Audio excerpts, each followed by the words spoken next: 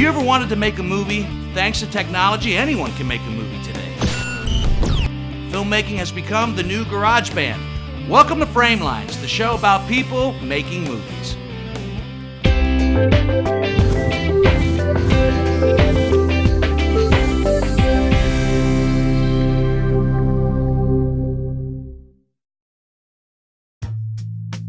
Framelines is brought to you in part by Sabo Studios, gear for the show. Tape Central, providing your media needs. Production Partners Media, affordable media solutions. And by grants from the Greater Columbus Arts Council and the Ohio Arts Council. Framelines did a quick interview with this filmmaker for the 48-hour film project.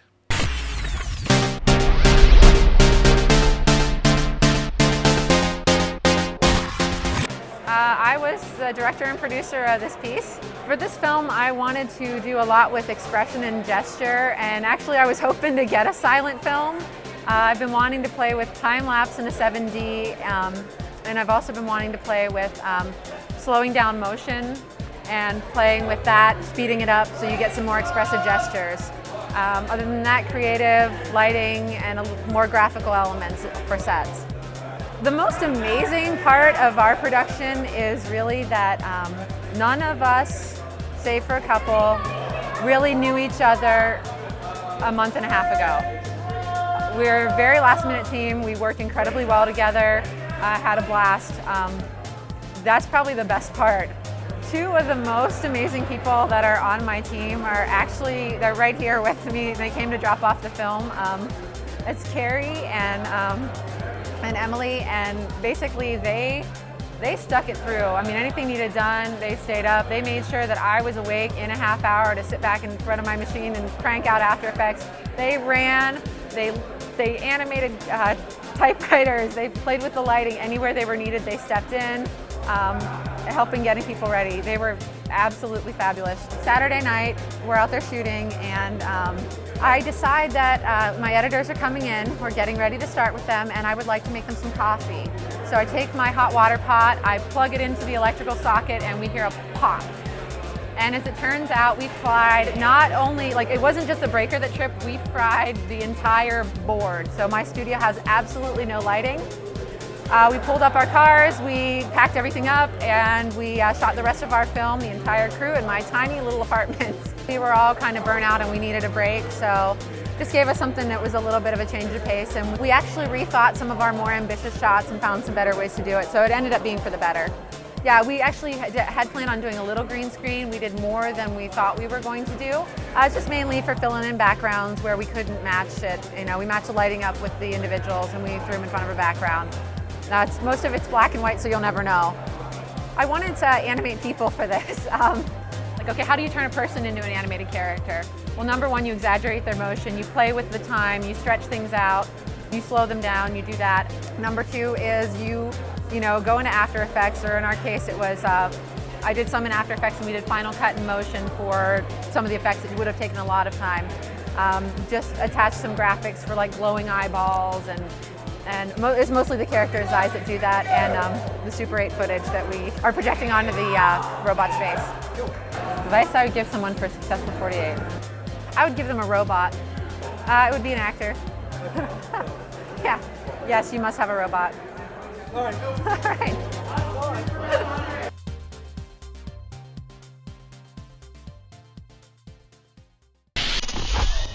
Peter John Ross takes a moment to show us a filmmaking tip.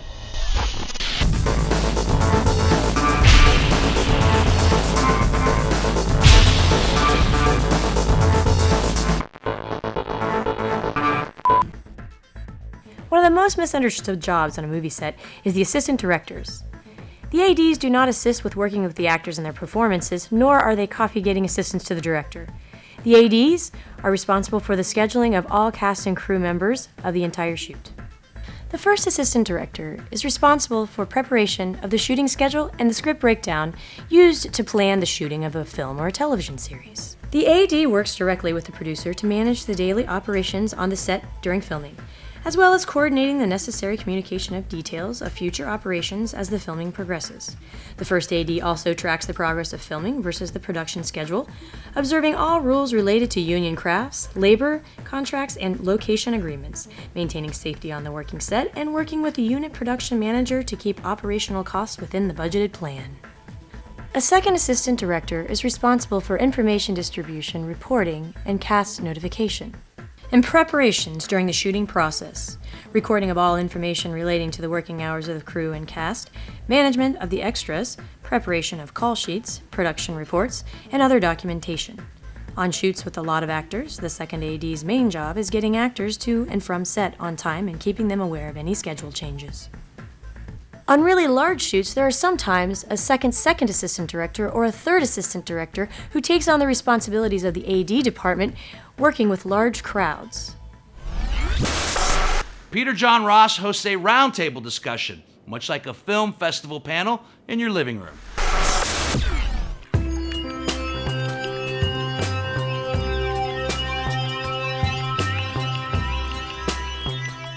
Talking about criticism to independent filmmakers, do you feel obligated to give them something positive if you know that, like you were saying, it's the beginning of their filming career? You do, whether you take that into account or not, do you feel it important to say anything positive about a film when criticizing it? I think you have to say something positive, even if it's a bad film. Even if you didn't like it, you can find something positive. Well, I have seen one or two movies that I found nothing positive in on the independent side, but it's rare. And those, you just kind of bite your tongue. But I think any movie that somebody does, you can find something positive in. And You really cut up the documentary on my third honeymoon. it was a movie called Front Porch. I did not like the ending. But I think there are plenty of reviewers out there. I think there are plenty of reviewers out there that don't care if they say anything positive at all. Yeah. So I think it's nice that you try to find something positive, or the thing in it that was most successful. For an independent. Especially for an independent, because it's so hard for anybody to make a movie, even if you have $200 million in the bank to do it. It's so difficult.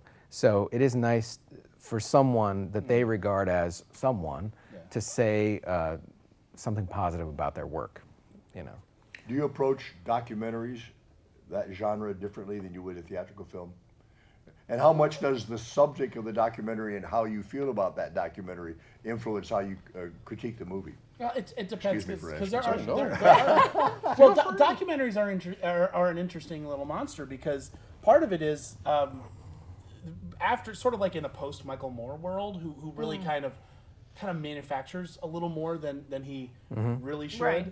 And then you've got like imitators like Morgan Spurlock, who does kind of the same thing and kind of comes with a definitive view that sort of is different than the old-fashioned documentary where it's like, we're going to film this. Talking heads and blah, blah, blah. And whatever happens. So there's a little bit of leeway with the documentary, because it doesn't always have a great ending. It doesn't always resolve, and it doesn't quite always follow a plot. So I think you got to take that differently. But again, I've always said good filmmaking is good filmmaking. I've seen bad documentaries, and you're just like, that's just not well constructed, and it doesn't work. And if it's coming with such a specific opinion, and it's trying to, take something like Waiting for Superman.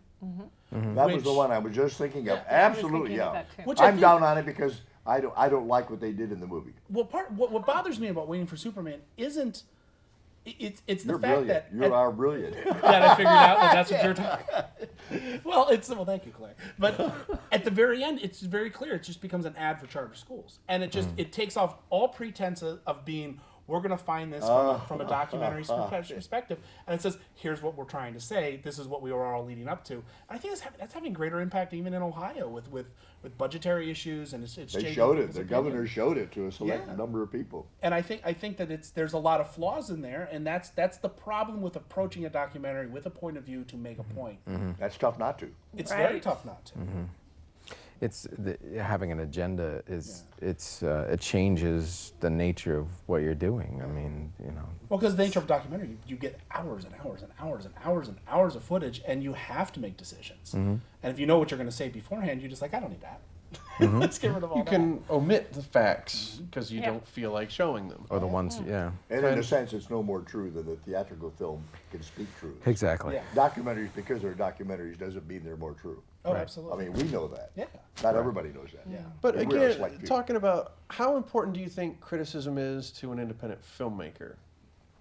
Let's start with Kelly on this Well, one. do you mean once their film is done, how Yeah. to get it out there, to get it seen? To How get important is it for, let's just take, for example, you have an independent filmmaker somewhere in Ohio that made a film, they sent it to you as a critic to review it. How important is it your criticism to them? Oh, I think very important. I think, well, you guys, and I can't remember if it was here, but we were talking about film, like pulling quotes from reviews and things. Even if they're good or bad, a quote on a poster or on a DVD cover, most, Jack and Jane thinks, oh, that movie, that's worthy of review. A reviewer saw that, and good or bad. So an independent film, if I'm going to review it and people listen to me, as I hope they do, good or bad, I think that's helpful, I mean, isn't that what we're saying? I mean, so. But that's very true, and that's a really good point. But what about the actual criticism itself? How important is that to the independent filmmaker? Oh, I think it's constructive. I think it's helpful. You're giving me a I look. just think it depends on the filmmaker. Some people sure. will think that what they have is gold no matter what criticism they receive, and some people will take the criticism to heart and say, well, I need to look at my film a little differently. So I think it depends on the filmmaker and depends on How open they are to it. Yeah. And I think some filmmakers need to be, if they got a bad film or they've got problems, they need to be at least told they have problems.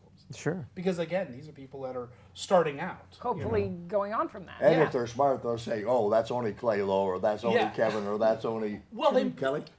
It's very, Right, it's, Kelly. it's very, very hard to take criticism of your work, and you live with a film, and and you make a film, and you spend a lot of time and money, and you've mortgaged your life sometimes on these things. And then if somebody's like, "Yeah, it wasn't that good," it hurts. I mean, it stings. Sure. But sometimes you need to have that happen, even if you're not going to take it to heart. I think it's important if you want to really honestly be a filmmaker and you want to break out beyond the independent realm and beyond even just beyond the grassroots independent realm. You need to hear criticism Yeah. because. I mean, so what? Your mom loves it. That's wonderful. Yeah. You know? Great. But, and that's good to have that. It's good to have that support system. But if no one's telling you this isn't good, you need to change this. This is terrible. This has been done a million times or whatever. Even in the most constructive way, it's important for some people to hear that. I think everybody needs to hear that. But some people, some critics enjoy trashing a film because it's so much fun to trash a film. Right. Oh, it But is. I don't usually trash a film. Sure. I'll I trash usually films do all that. the time. Well, and I think if you get a movie that's like outside of the independent realm, but even in the studio realm, if you're getting something from like The Asylum, and you're doing Mega Shark versus Giant Octopus 2, you can look at it and be like, they're not trying to make something fantastic. They're just making a schlocky movie, and I take that into consideration. So I think you can take into consideration a lot of things surrounding it. Well, we faced something similar with Ain't It Cool News, didn't we? Right. Do tell. Yes, we did. What do you want to say about that?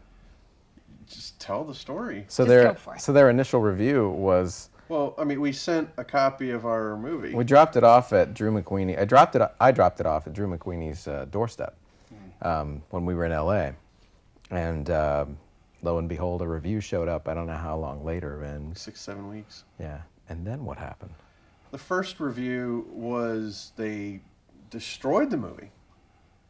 They just said, Was this it is Drew the- who reviewed it? No. Shall we say the title of the film that we're discussing? Well, it's Horrors of War. Okay. Is the name of the film, Trying not to which say is a the super. film. It's a super 16 millimeter blended genre film, sci-fi action horror war movie. What it World comes War- down to is they got this movie and they said, this is low budget crap, we hate it. And then, after you feel like somebody punched you and you couldn't breathe, we both did something that most filmmakers should do that don't, is we wrote thank you emails. It's totally independent of each other. We wrote thank you emails to the guy who wrote it. Well, and we explained a little bit We more explained a about little our bit, like, approach. Our intent with the movie was to make a B movie, the kind of thing that we used to see. I used to see with, the old midnight movie hosts, kind of like what Fritz the Night Owl Yes. would do. We made a movie that's like an homage to Like a that wink. genre. You're kind Right. Of, right. A love letter to what we basically grew up with. Like yeah. Planet Terror Yes. is an homage to the B-movie genre. We did the same thing 2 years before. Okay. And the problem was they had no way of knowing that. We were independent filmmakers from nowhere. And so all they Hardly had was a nowhere. movie. This is Columbus, Ohio. That's right. Well, that's true. But apparently in Austin, that huge mecca called Austin didn't realize They just it. don't know. They don't know Columbus. You know, Columbus is good. Well, they read our letters, and he went back and he said Re-reviewed it. He re-reviewed it, and he said, with understanding everything that we were trying to do with the film, he had a totally different review and said, on that level, it was successful. Yeah. And I guess got that's from a filmmaker standpoint, especially independent, because sometimes the only way you're going to get yourself reviewed, you can put it in as many festivals as you want to, but that doesn't mean anyone's going to review it. Right. You got to send out copies. Screener. And I still suggest I don't send them out blindly unless it's like a press outlet or something like that. But maybe contact a reviewer and say, hey, will you do this? And send them a screener. Don't say, oh, it's on Vimeo or YouTube or something like that, because they're not going to watch it that way. Give them a DVD and let them watch it. But at least put it in context. But you got to reach out to them, and you have to do your due diligence that way. And some that are like it, some that don't, maybe. Well, and what we did was, it was a thank you note. It was like, thank you for just reviewing it, because to get mentioned on Ain't It Cool News, whether your movie is good or bad, or it's reviewed with it's got a good review or bad review, is huge to be mentioned on that website. Even if they trash it, it's like, this movie was at least worth watching. And again, so many filmmakers, making a film is like having a child. It's your baby. You care about this thing you made so much. But the problem is, when it comes to criticism, you may not be open to it, or at least understanding of, it's okay that some people don't like your movie, right? I would say the greatest piece of advice I could give any filmmaker, and I'm not even just talking independents, I mean, Michael Bay and Kevin Smith could learn from this as well, is that if somebody doesn't like your movie, just get your review, take a review, and go. Don't fight the review. Don't call names. Don't And don't go have a boxing match like Uwe Boll. Yeah. Here's an interesting story. I actually challenged Uwe Boll to an eating contest, and his publicist refused, because I was like, well, boxing, you boxed in college, so do something that I can be on my same level as these. But no, I think you need to learn to just take a review. An interesting story. I used to write for Film Threat online, and I had reviewed a movie, and it was a short film that they put in, and Chris Gore, the editor, sent it to me, and it was in a big stack of them, and I didn't like it. Wrote the review, it was up, and then the filmmaker contacted Chris and was like, this was in the Ohio Independent Film Festival, and I looked at my program, and the guy who reviewed your movie also had a film in the film festival, and I won this award, and he's doing it to get back at me. And Chris writes me, he's like, is this true? And I'm like, I pulled out my program, and there's the thing. I'm like, well, I guess it was.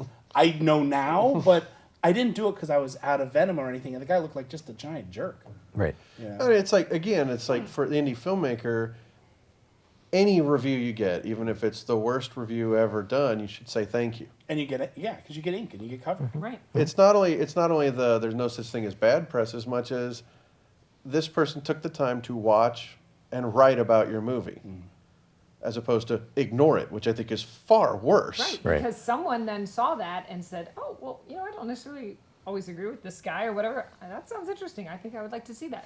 Or That they person now say- has an impression of your film. They're aware of it. Oh yeah, or they say, well, if it's that bad, I've got to see it. Right, exactly. Yeah. But I wouldn't do that for a local film. I would use different standards when I'm reviewing And that's the studio question. stuff and when I'm reviewing stuff. If it's really, really bad, I'm not going to say anything. I'm going to pick out the stuff that I'm seeing that's coming out of Columbus that is top notch. Yeah. And I'm gonna write the best review I can and push that film and get people to see it, because I feel that's what I need to do, is to help the people who look like they've really got it going. Sure. And they don't need me to. But what do you do? Pump Thor. But what do you do for the people that their work is not so good and doesn't even I wouldn't write a necessarily show review. potential? If you want to come down and sit down with me and talk to me about your film, I'll say, Kelly, that thing you did about the snoring? That was pretty cute, And okay, that's for the camera. Now, Kelly. Let's talk about how you can do that better. Yeah. But sometimes you are handed reviews, and I, like, for example, when I worked on Film Threat, you just got a stack of DVDs, and or VHSs back in the day, and you'd review them, and you just had to cover them. You couldn't sit there and say, well, you couldn't only give out good reviews. Right, but that he's differentiated. That's different. If you're in a saying local for community right. and you're really trying to help foster awareness, that's a different approach. Right. Well, I mean, if you're a teacher, you review them all. You mean, and if there's a student who showed me a student film, and I say, Kevin, that's really pretty awful. Let's talk to you about how we can make a better film. But I wouldn't review that in public. I wouldn't say that to you in public. right. Go back to Boston. But that brings up a great, perfect segue into how do you feel like the internet has affected criticism? I mean, do you feel Change the face of it, actually. It's changed the face of everything. Some people have a face for the internet.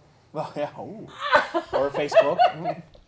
or they have a book of faces, or Yeah, whatever. Well, back It's 10, changed 15 years ago, it was print, and that was it. And even 10 years ago, a lot of internet journalists could not even get into screenings, and nobody cared. Now, of course, anybody getting any press would want it. Independent filmmakers. Once the internet showed up, independent filmmakers jumped on that as quickly as possible. But print is dying, if not dead already, and print people are letting go of their print journalists and their print reviewers, or hiring then freelancers at a much lower rate and that sort of thing. That's too bad too, because print should be alive too. There's room for all of it. I think. Well, yeah, I think but it's a mistake. production. It's a production cost thing.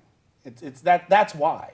It's because it's a lot cheaper to hit enter and publish on WordPress than it is to print out 10,000 copies of a newspaper. and you might reach potentially 1 million people with your WordPress. Yeah. That's I appreciate everybody giving me their time and giving me your thoughts. I really appreciate it. Thank you. Thank you. Thank you. And thank you all. Let's take a quick peek at the 48-hour film project.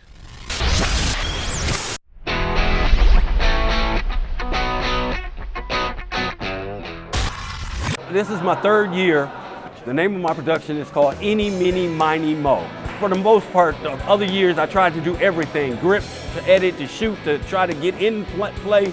Everything was it got to be overwhelming. And this year, I met a couple of videographers from just around the city, started letting them know this was coming up, and I had a crew this year. So and what was crazy, this started Friday. Thursday night I had a dream, I was shooting a movie, and I wasn't stressed out. I directed, produced it, and edited it.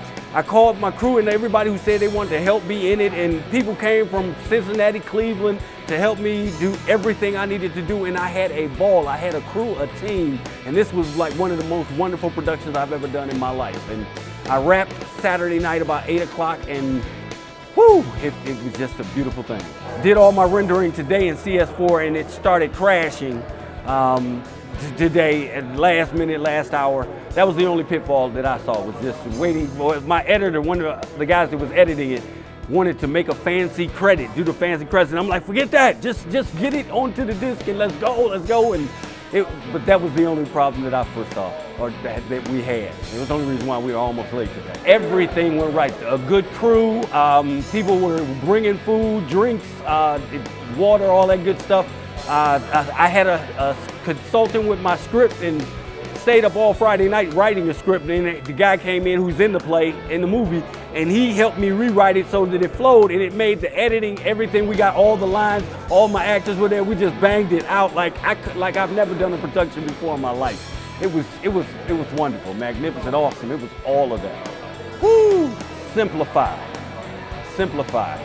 Line your ducks up and then get ready to simplify. Don't try to make $1 million movie in 48 hours, but simplify. And it was a lot of stuff I hated to let go in editing, but I had to just to keep the time, and I'm glad I did. I'm glad I did.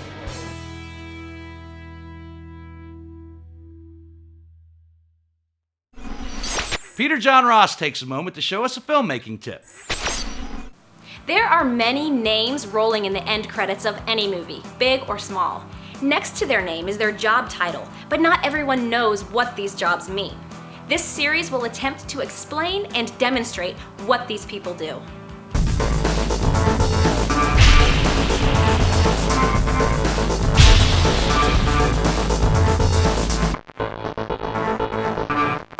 The assistant camera, aka assistant camera operator, first assistant cameraman, and camera assistant. The assistant cameraman is a member of the camera crew who assists the camera operator. This person is responsible for the maintenance and care of the camera, placing it where the DP wants in between shots, etc. In smaller camera crews, they may also perform the duties of clapper loader and/or a focus puller. The clapper loader is a crew member who loads film or tape into the camera. On film, this person loads film negative into the magazines and unloads exposed film for processing.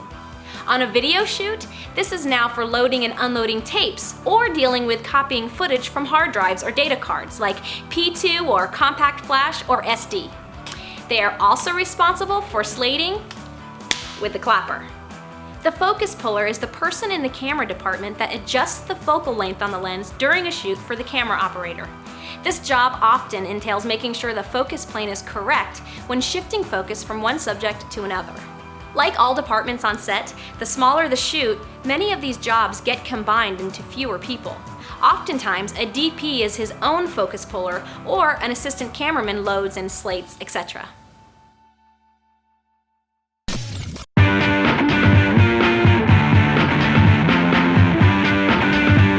The 48-hour film project is an event. It's an international event. There's 90 cities around the globe that do this. Teams get together, they have to have their own gear, their own people.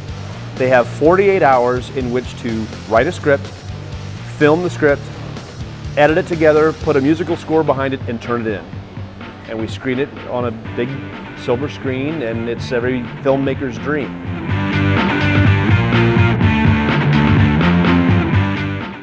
For more information on the filmmakers, or if you would like a DVD of tonight's program, please visit www.framelines.tv. I seldom get to say this. That's a wrap. We'll see you next time on Framelines.